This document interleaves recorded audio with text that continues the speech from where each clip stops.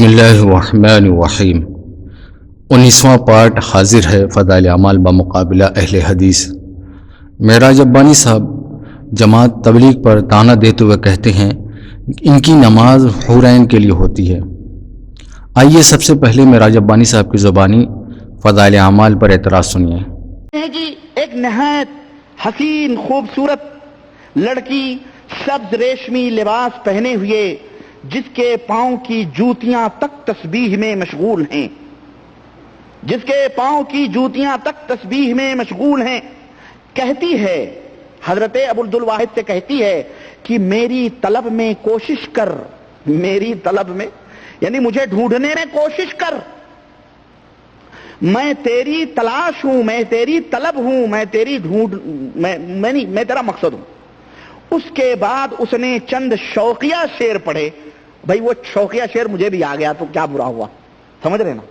شوقیہ شعر پڑھے، یہ خواب سے اٹھے اور قسم کھا لی، حضرت بزرگ نے قسم کھا لی کہ رات کو نہیں سوؤں گا۔ کہتے ہیں کہ 40 برس تک صبح کی نماز عشاء کے وضو سے پڑھی۔ اب سمجھ آئیے آپ کو کہ یہ نمازیں کس کی ڈھونڈ اور کس کی رضا اور کس چیز کے پانے کے لیے ہیں، کس خوشی میں ادا کی جا رہی ہیں۔ زکریا صاحب تبلیغ جماعت کے لوگوں کو یہی نسخے بتا رہے ہیں کہ تم بھی ایسا کرو گے، تمہیں بھی وہ حسین لڑکی۔ تو یہ جو نماز تسبیح جو گن رہے ہیں نا، یہ وہی ہے، حسین لڑکی، حسین لڑکی، سبز ریشمی لباس میں آئے، سبز ریشمی لباس میں آئے، یہی گنتے ہوں گے۔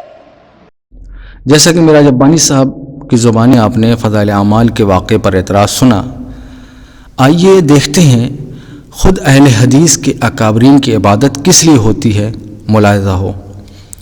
اہل حدیث کے مجدد نواب صدیق حسن کا بھوپالی صاحب اپنی کتاب امارت الاوقات صفحہ نمبر 32 پر لکھتے ہیں، ایک نیک بخت جہاز سے پھر کر اپنے گھر آئے، بی بی نے بستر درست کیا اور ان کی منتظر رہی، رات مسجد میں جا کر نماز پڑھتے رہے، صبح کو بی بی نے گلہ کیا یعنی شکایت کی، تو کہا میں جنت کی ایک حور کی سوچ میں تھا، اس شوق میں جاگتا رہا اور بی بی کو بھول گیا۔ بکر بن مغیث نے حورین کو خواب میں دیکھا، کہا تو مجھ سے نکاح کر لے، کہا میرے مالک کو منگنی کا پیغام کر اور میرا مہر دے، پوچھا تیرا مہر کیا ہے، کہا بہت سا تہجد پڑھنا۔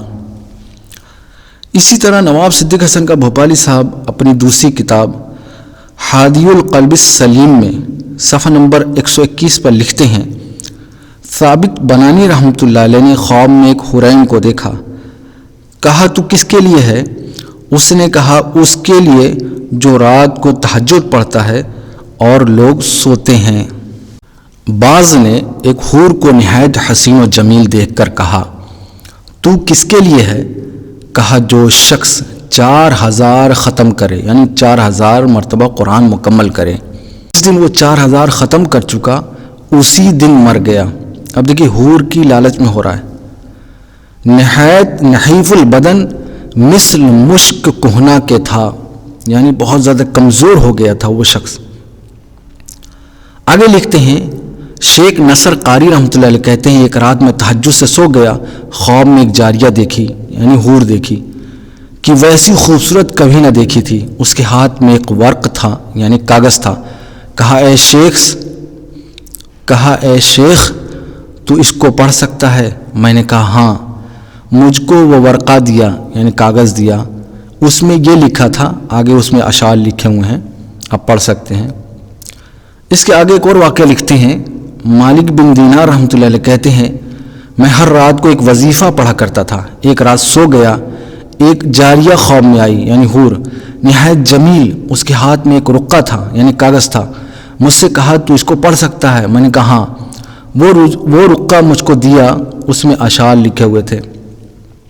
آگے لکھتے ہیں حضرمی رحمۃ اللہ علیہ کہتے ہیں میں اور حمزہ ایک رات چھت پر سوئے، میں نے دیکھا رات بھر کروٹیں بدلتے ہیں، میرے پوچھنے پر بتایا میرے سامنے ایک حور کی صورت تھی، گویا مجھ کو آہٹ ملی کہ اس کی جلد میری جلد سے چھو گئی، میری جلد سے جلد چھو گئی۔